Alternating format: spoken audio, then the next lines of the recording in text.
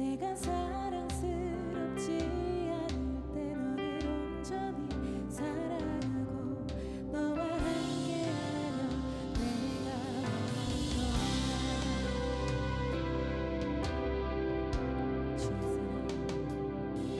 주의 사랑 이 사랑은 결코 변치 않아 모든 계절도 돌보시네 푸른 마르고 꽃은 시리나 주의 말씀을 신실해 실수가 없으신 주만 바라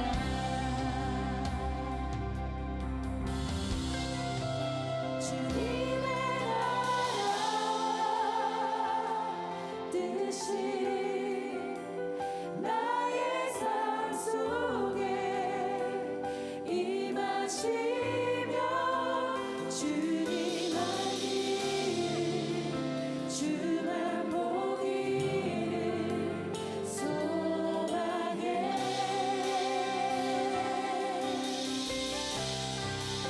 거룩히 살아가 힘과 두려움 없는 믿음 주신 나의 하나님 완전한 사랑 찬양해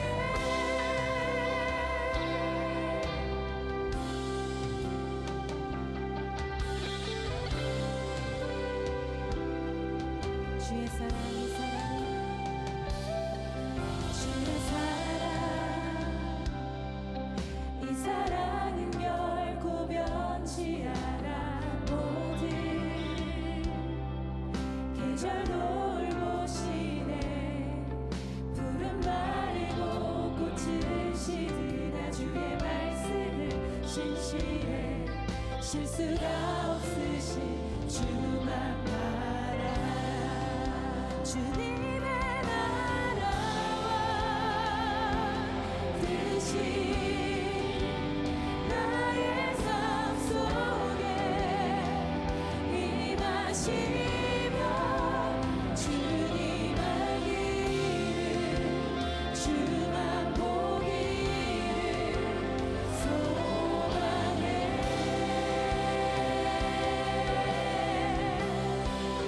거룩히 살아가 힘과 두려움 없는 믿음 주신 나의 하나님 완전한 사랑 찬양해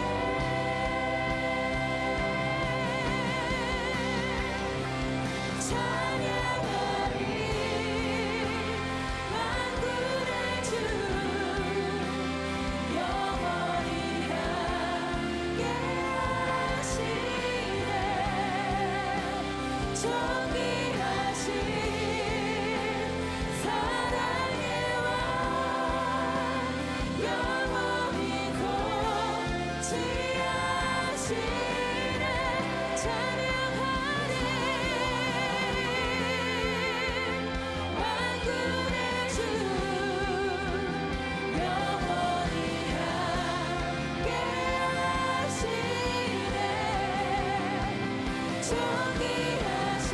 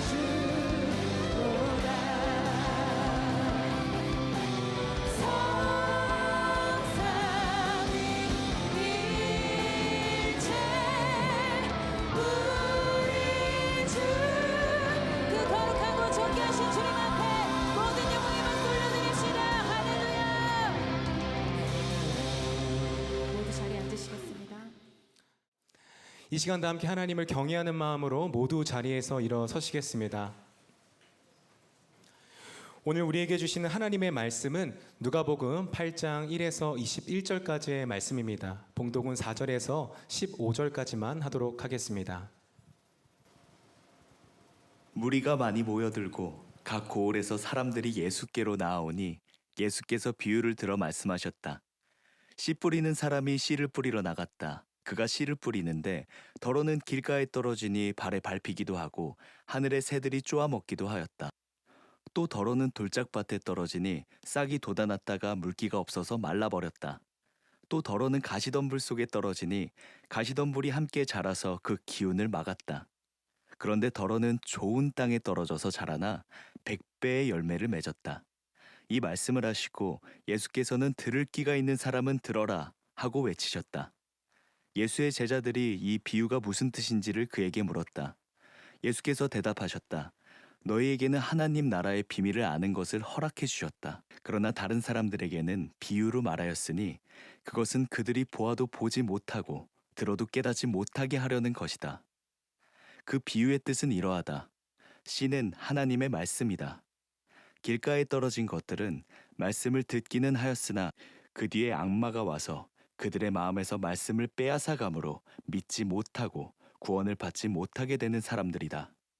돌짝밭에 떨어진 것들은 들을 때에는 그 말씀을 기쁘게 받아들이지만 뿌리가 없으므로 잠시 동안 믿다가 시련의 때가 오면 떨어져 나가는 사람들이다.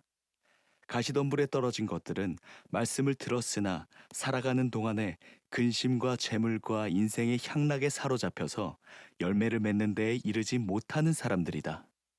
그리고 좋은 땅에 떨어진 것들은 바르고 착한 마음으로 말씀을 듣고서 그것을 굳게 간직하여 견디는 가운데 열매를 맺는 사람들이다. 아멘. 하나님의 말씀입니다. 모두 자리에 앉으시겠습니다.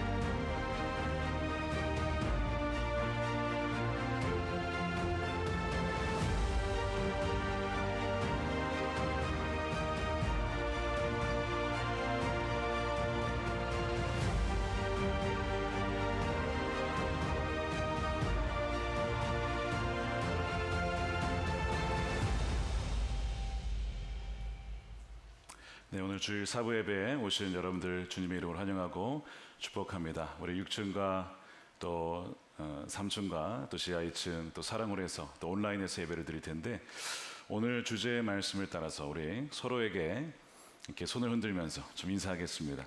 좋은 땅이 됩시다. 우리 인사하겠습니다. 좋은 땅이 됩시다. 네, 좋은 땅이 됩시다. 네, 다음 주는 맥주감사 주일입니다. 우리 전반기 동안 베풀어 주신 주님의 은혜를 기억하면서 감사의 기도 제목을 적어보시고 또 예물을 준비하여서 주님께 감사의 기쁨의 예배가 되었으면 좋겠습니다. 네, 누가복음은 주의 임재를 마주하는 달이 14번째입니다. 말씀은 넘치는데 왜 열매는 없는가? 말씀은 넘치는데 왜 열매는 없는가? 라는 제목의 말씀을 나누겠습니다.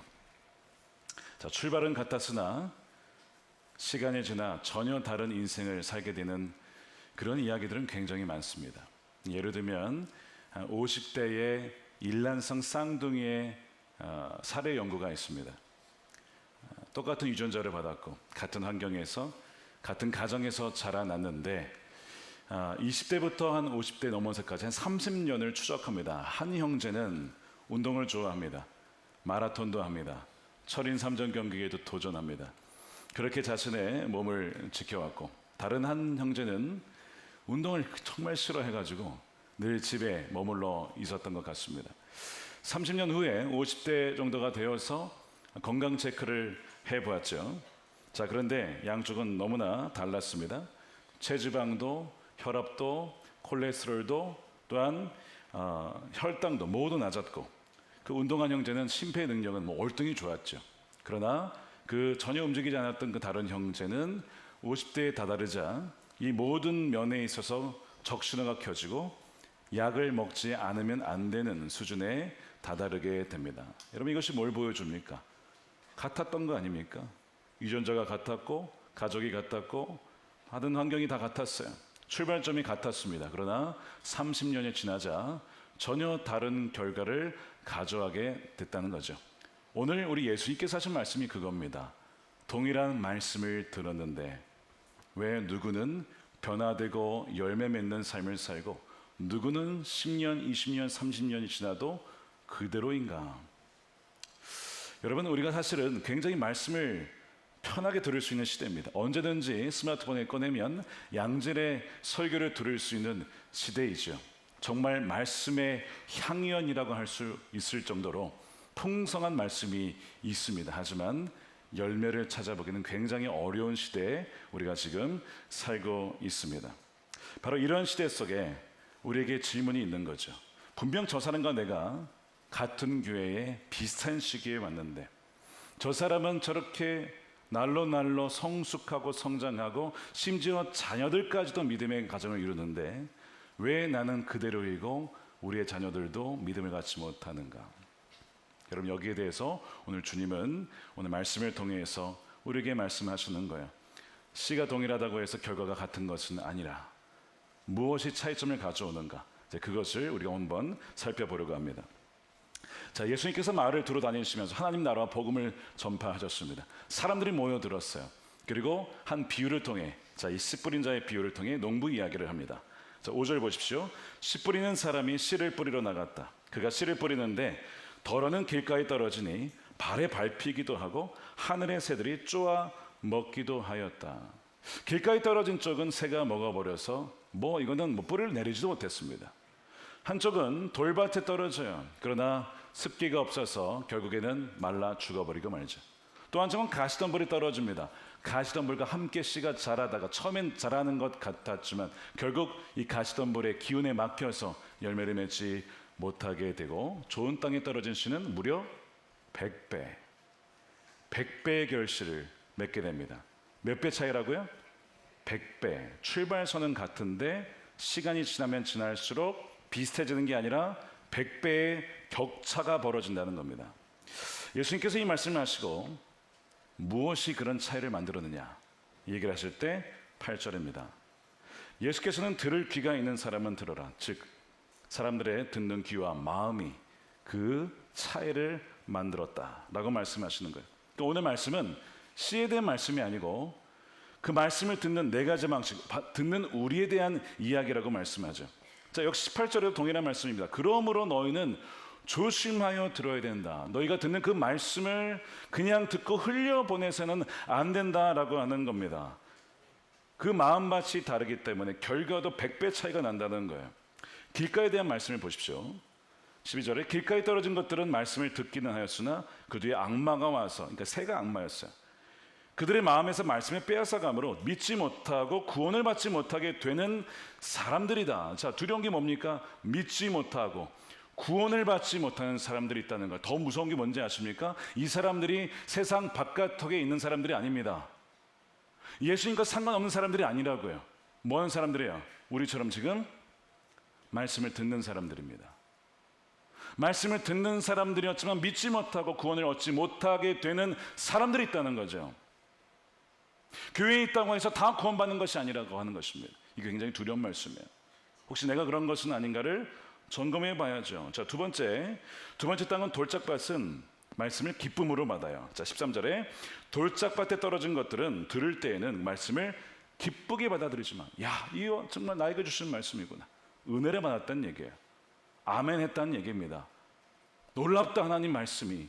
어떻게 내 상황을 아시고 이 말씀을 주시지? 기쁨으로 받아들였는데 문제가 뭐냐면 뿌리가 없어요.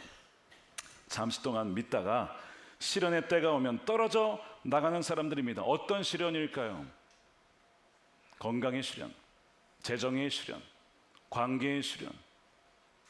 이런 시련이 다가오면 어떤 사람들은 그 시련 때문에 주님께 나온 사람이 있고 어떤 사람들은 그 시련 때문에 잠깐 믿다가 결국 시험 들고 떨어져 나가는 사람들이 있더라고 하는 거예요. 여러분 지난주 말씀에 뭐라고 되어 있었습니까? 지난주 말씀에 벌써 다 새가 쪼아 먹었어. 벌써 지금 기억이 안 나. 지난주 말씀이 이런 일이 발생한다고요. 지난주에 나로 말미암아 넘어지지 아니한 자는 뭐가 있다? 복이 있다라고 말씀했잖아요. 실족하지 않은 자는 복이 있다. 그러니까 시련이 다가왔을 때 실족할 것이 아니라 주님, 내가 이 상황 속에서 그렇기 때문에 영원히 흔들리지 아니하는 주님을 의지하겠습니다라고 나가는 자에게는 복이 있다는 거예요. 왜? 예수님이 항상 그와 함께하고 그도 예수님과 함께하기 때문에 예수님이 복이라고 말씀을 드렸잖아요. 그런데 이 떨어져 나간다라고 하는 이 단어가 다른 곳에서는 배교하다의 의미를 썼어요. 믿다가 돌아서는 거야. 어려움 때문에 돌아서는 거야. 얼마나 힘들었으면 그랬을까 싶은 거죠. 그러니까 여러분, 지금 이 길가라든가 뭐 돌밭이라든가 뭐 이런 일들이 사실 우리의 주변에도 일어날 수 있습니다. 지금 상상해 보세요. 우리가 이제 예배당 보수공사를 하느라 본당에서 다 모이지 못하고 이렇게 뿔뿔이 흩어져서 예배를 드리니까 지금 마귀 진영에서는 지금 절호의 찬스라고 난리 났습니다. 이번 기회에 교회를 무너뜨리자, 이번 기회에 사람들의 예배 습관을 무너뜨리자라고 해서 지금 엄청 좋아하고 있을 겁니다. 그런데 우리가 어떻게 모였어요? 다 붙어가지고 그냥 더운데도 그냥 짜증내지 않고 이렇게 예배를 드리면서 6층과 뭐 3층과 뭐 지하 2층과 사랑홀과 막 온라인 어쨌든 예배드리러 오는 거야. 그러니까 막 마귀 진영에서 짜증나는 거죠. 큰일 났습니다. 이들이 흩어져서 예배를 안 드리는 게 아니라 더 목숨 걸고 앞자리에 앉으려고 난리가 났습니다. 막 이러는 거예요. 그러니까 이제 두목이 그러는 거죠. 그러냐? 꽤 하는데 막 이러면서 무슨 얘기를 하냐면 걱정하지 말아라. 예배 자리에는 앉게 하여라. 그리고 누굴 보내냐면 조름마귀 부대를 보내라. 그러면 말씀을 다 듣지 못하고 다 졸 거다. 새들이 다 쪼아가게 해라. 또 하나, 딴 생각 부대를 보내라. 잡생각 부대를 보내라. 오늘 오후에 뭐 할까? 대한민국이 32강 올라갈까 말까. 여러분, 떨어졌어요 이미. 그럼 떨어졌다고 지금 짐 싸야 돼. 지금 명보형 짐 싸야 된다고 지금. 입금 못할 수도 있어요 지금 한국에. 이미 끝난 얘기야. 거기 고민하지 마세요. 말씀에 집중하시라고. 이런 식으로 하여튼 그냥 마귀가 하여튼 별 생각으로 말씀을 듣지 못하게 수단 방법을 가리지 않아요. 나중에 시간이 지나니까 큰일 났습니다. 뭐가 더 큰일이냐? 조름마귀가 오히려 졸아가지고 성도들이 다 은혜를 받고 말았습니다. 그러니까 이제 그러면 내가 마지막 패를 쓸 것이다. 예배를 드리게 해라. 심지어 기쁨으로 은혜도 받게 해라. 그런데 그걸로 끝나게 해라. 순종하지 못하게 하고 말씀에 반응하지 못하게 해라. 집에 들어가면 언제 그런 말씀이 있으냐는 듯이 그냥 그대로 있게 해라. 평생 말씀을 들어도 평생 길가에 머문 자들이 될 것이다. 여러분, 이게 마귀의 전략입니다. 마귀는요, 플랜 A, B, C, D, E, F, G 이렇게 갖고 있어요. 지난 수천 년간 믿음의 선조들을 할 수만 있거든 무너뜨리려고. 택한 자도 무너뜨릴 수 있다면 그렇게 다가왔던 게 여러분 마귀예요. 쉬지도 않아요. 365일 24시간 그냥 항상 일합니다.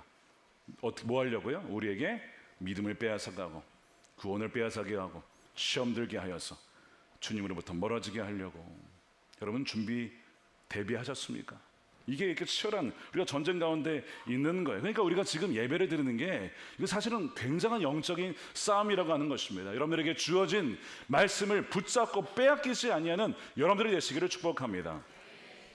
사실 우리가 이제 이 자리에서 예배하는 우리들에게 가장 우리들과 닮은 땅이라고 꼽는다면, 물론 길가도 그럴 수 있지만 우리 뭐 길가 정도는 아니잖아요. 그래도 돌밭도 가능성이 있지만 가시덤불이 가능성이 굉장히 높습니다.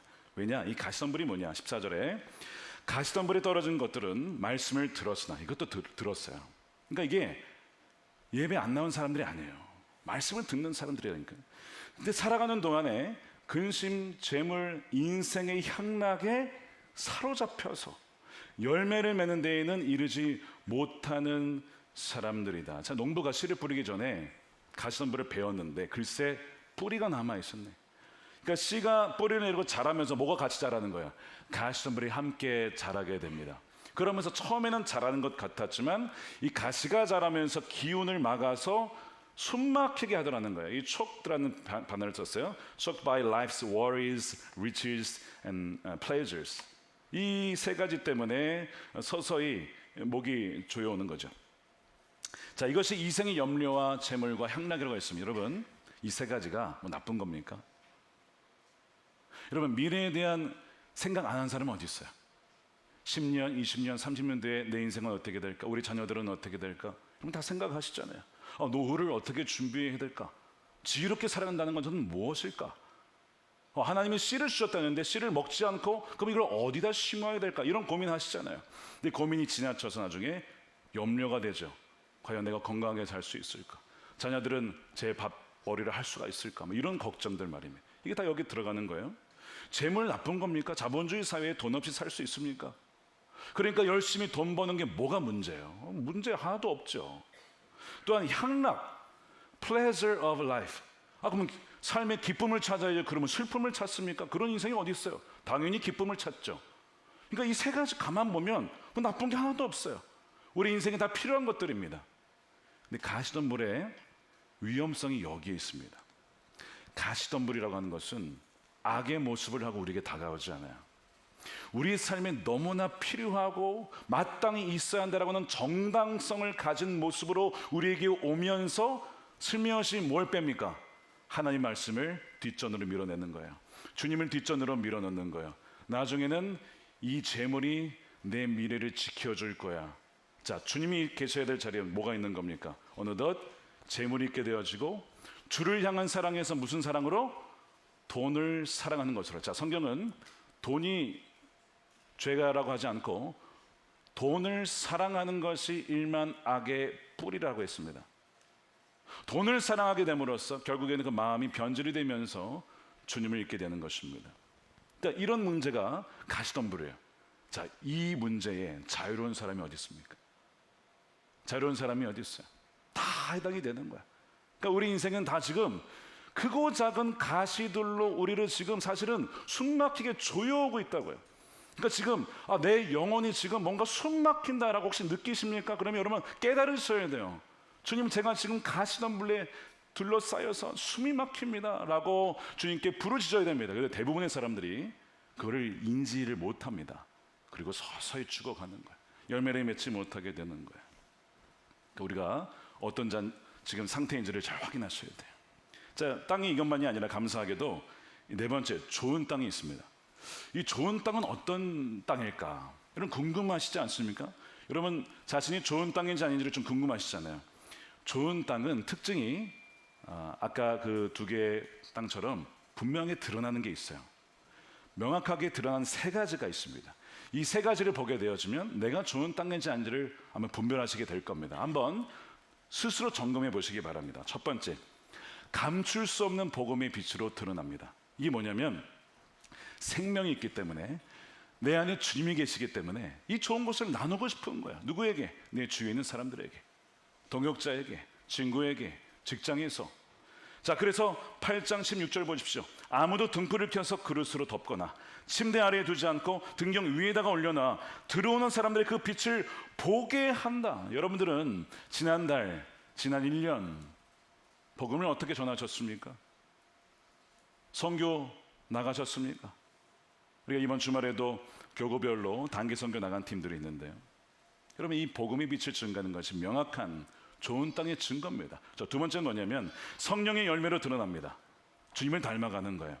자, 15절에 좋은 땅에 떨어진 것들은 바르고 착한 마음으로 말씀을 듣고 굳게 간직하여 견디는 가운데 뭘 맺어요? 열매를 맺는 사람들이에요. 여러분, 열매는 눈에 보이는 거잖아요. 눈에 보이는 거예요. 18절에 그러므로 너희는 조심하여 들어라. 가진 사람은 더 받을 것이요 열매를 맺는 사람은 더 받게 되어서 이 사람은 제로인데 이 사람은 100배를 얻게 된다는 거예요. 이게 0과 100이 아니라 100배니까 엄청난 차이죠. 여러분, 하는 나라의 원리 중에 하나가 모든 사람 다 똑같이 하는 게 아니에요. 많은 사람들이 착각하는 것 중에 똑같다고 생각해요. 근데 성경을 가만히 읽어보면 많이 맺는 사람은 더 맺게 해요. 그래서 가지를 친다고 했습니다. 더 맺게 하려고. 없는 사람은 없는 것을 뺏어다가 아예 불에 살라버립니다. 좀 두렵지요. 그러나 동시에 이것이 하나님의 원칙이라는 것을 봐야 됩니다. 이 열매는 구체적으로 뭘 말하냐면 성령의 9가지 열매죠. 사랑하는 것, 기뻐하는 것, 평강 이런 것들입니다. 그래서 내 안에 그리스도의 형상이 회복되는 모습이에요. 생각해 보세요. 10년 전과 오늘 여러분들의 모습이 비교해 봤을 때 내가 더 주님을 닮았습니까? 어떻게 할 수 있을까요? 한번 생각해 보세요.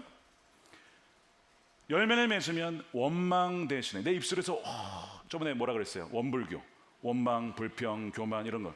그 원불교가 아니고 그냥 줄여서 원불교라고요. 그런 것들이 나오다가 뭐가 나와요? 감사와 찬양으로 바뀌는 거예요. 누군가를 정말 미워하다가 그 사람을 용서하게 돼요.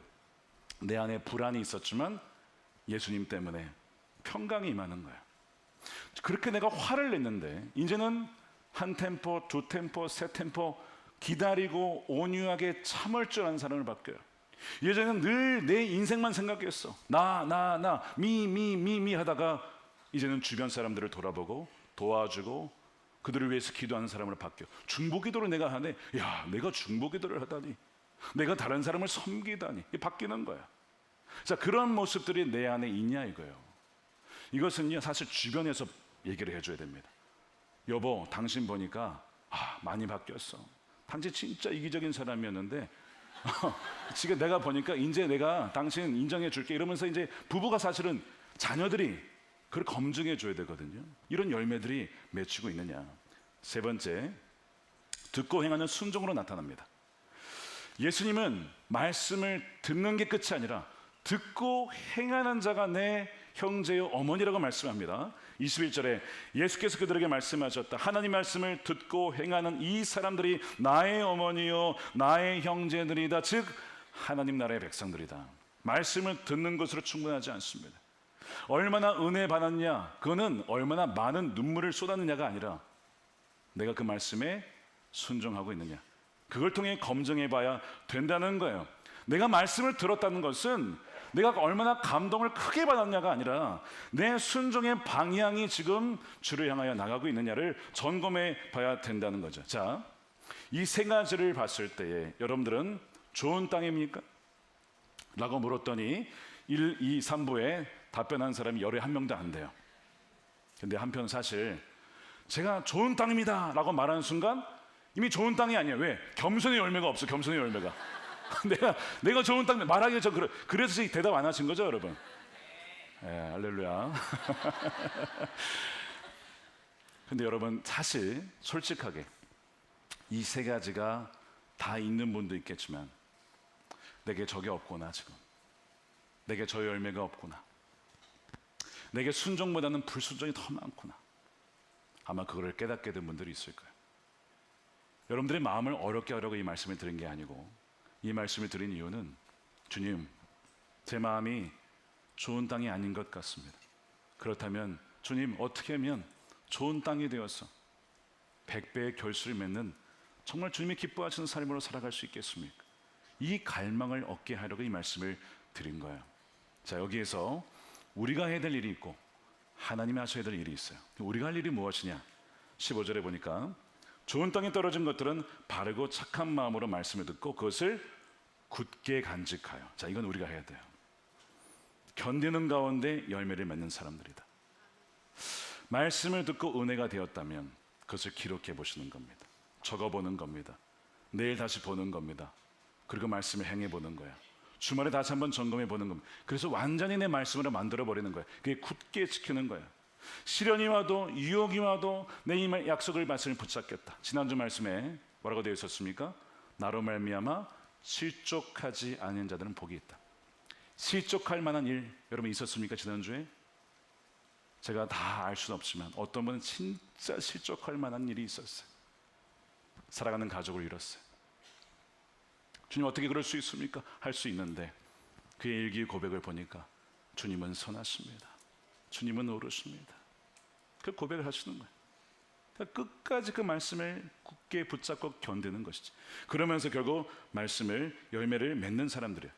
자, 그러니까 결국에는 이 좋은 땅에서도 어떤 좋은 땅이냐? 이 좋은 땅이라고 하는 것은 굳게 간직하여 견디는 가운데 열매를 맺는 사람들이다 보니까 이 좋은 땅이 여러분 문제가 없는 땅이 아닌 거예요. 아무런 문제 없이 그냥 다 평온한 땅이 아닙니다.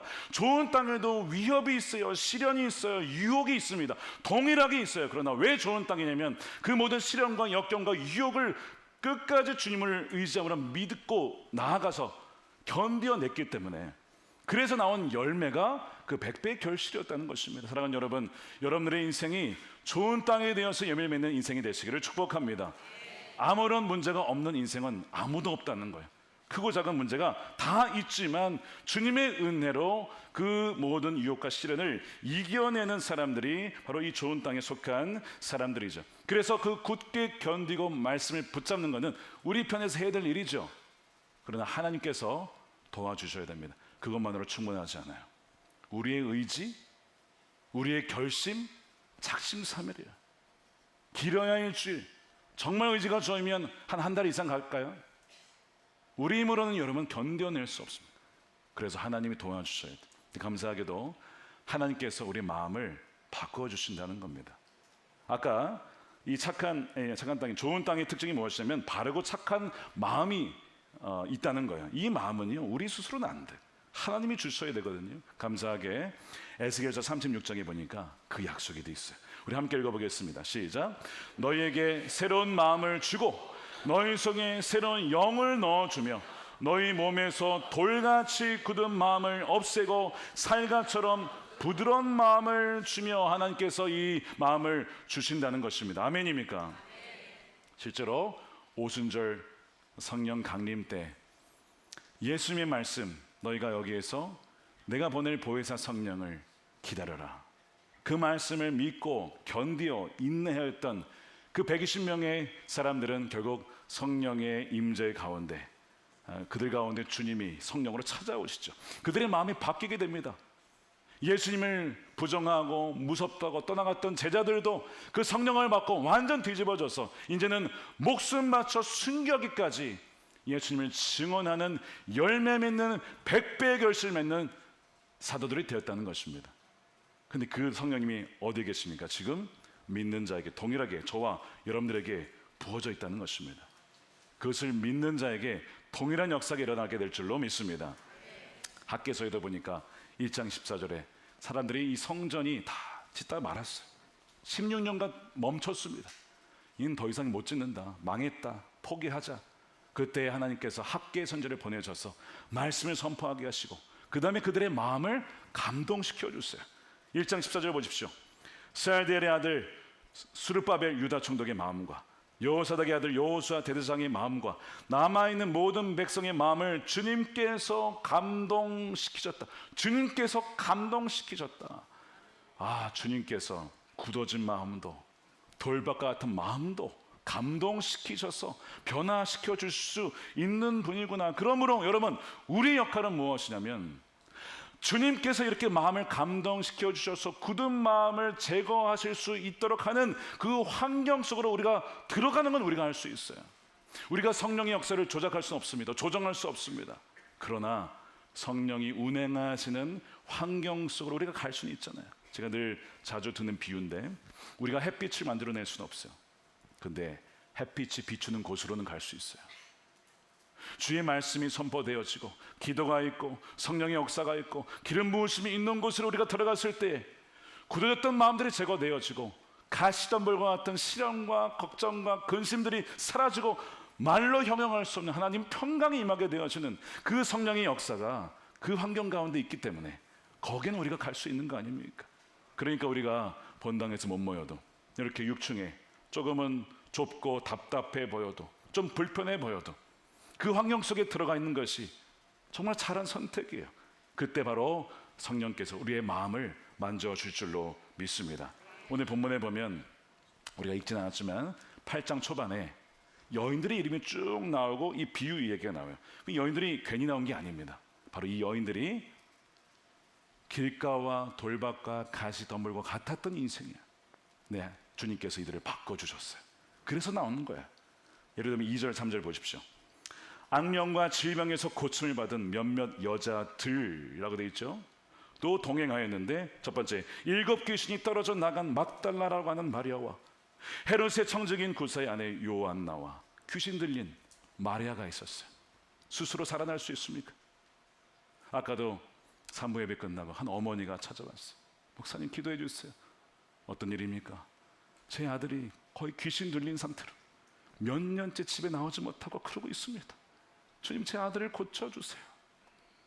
그렇게 기도 부탁을 하시는 거예요. 여러분, 이게 자기 힘으로 나을 수 있냐고요? 못하죠. 근데 주님께서 막달라 마리아의 7 귀신을 다 쫓아내시고 옥토밭으로 만들어 주셨어요.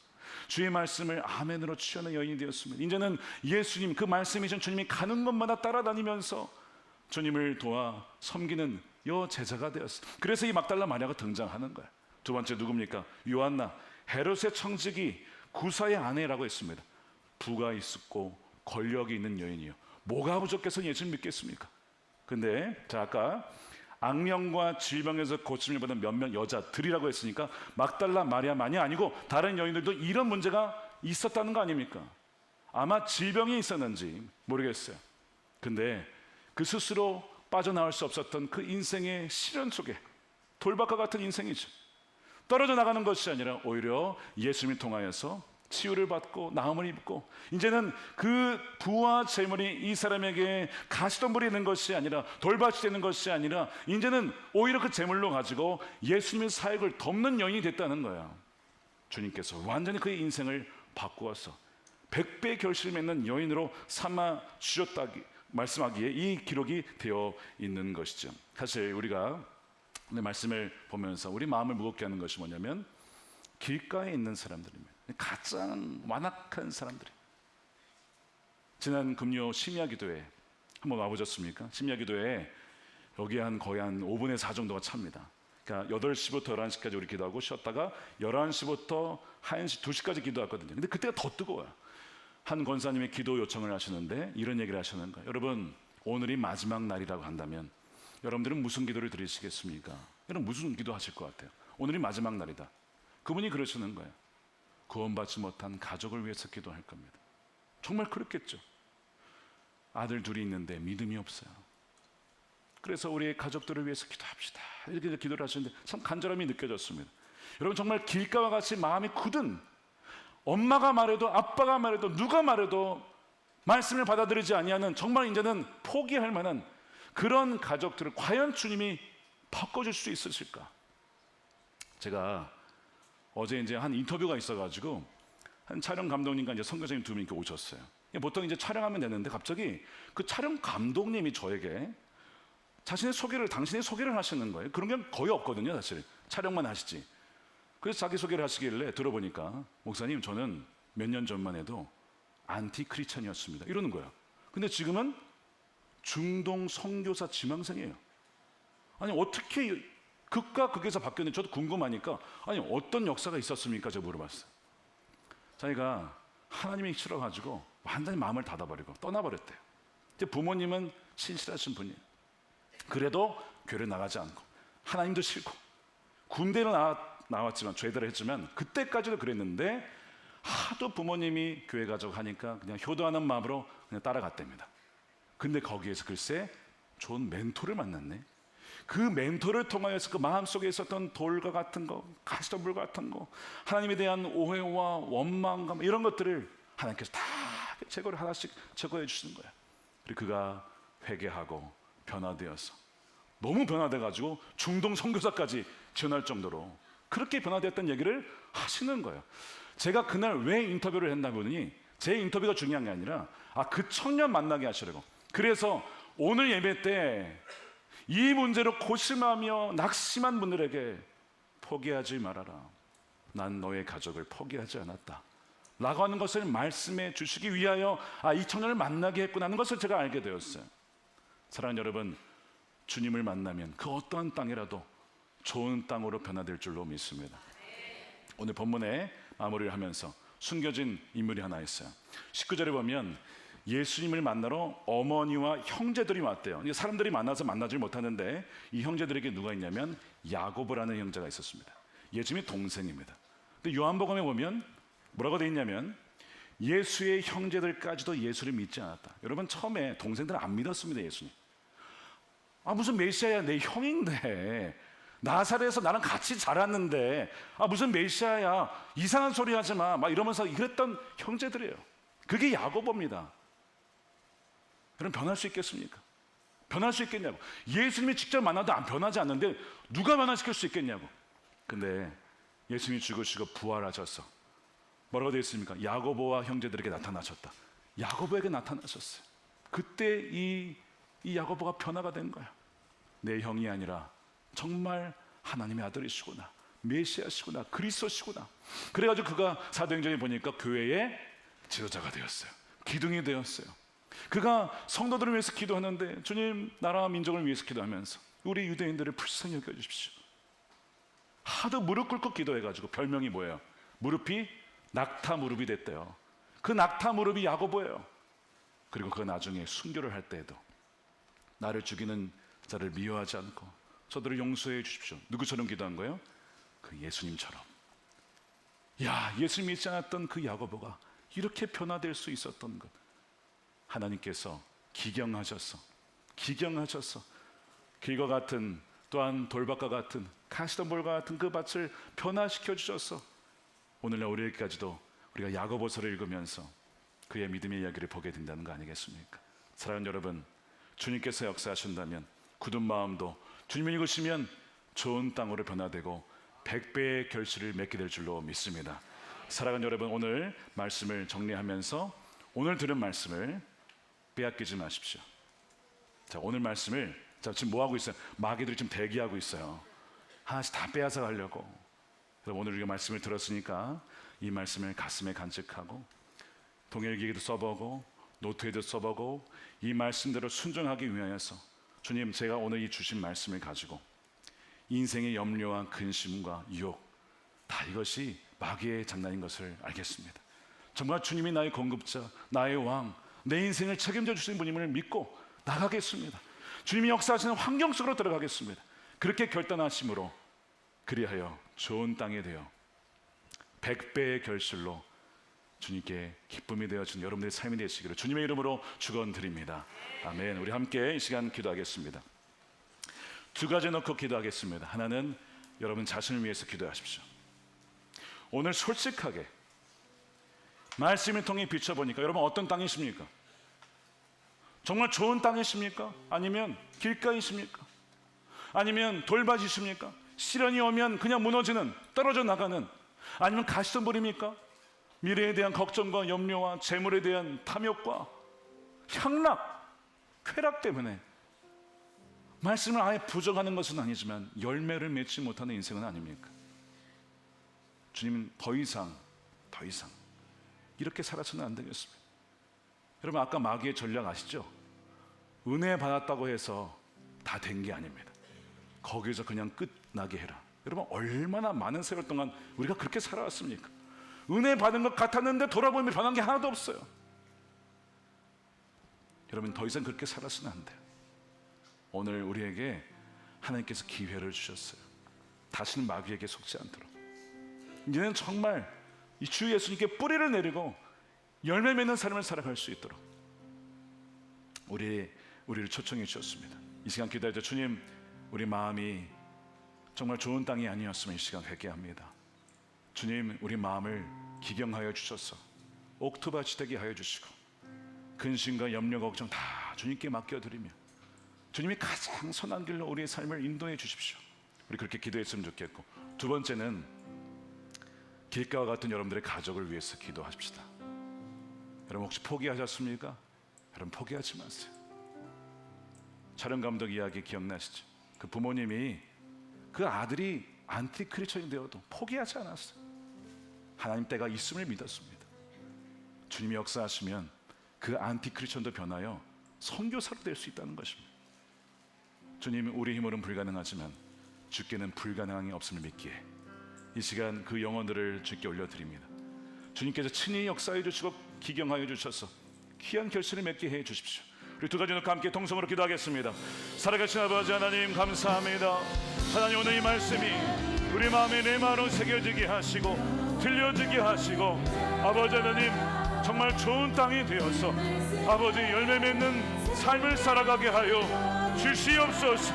이제는 그저 은혜 받고 그치는, 돌아서면 그대로인 인생이 되지 않게 하시고, 오늘부터 다시는 바보처럼 살지 않게 하시고, 아버지 하나님 변화된 삶으로, 열매 맺는 삶으로 우리를 인도하여 주시옵소서.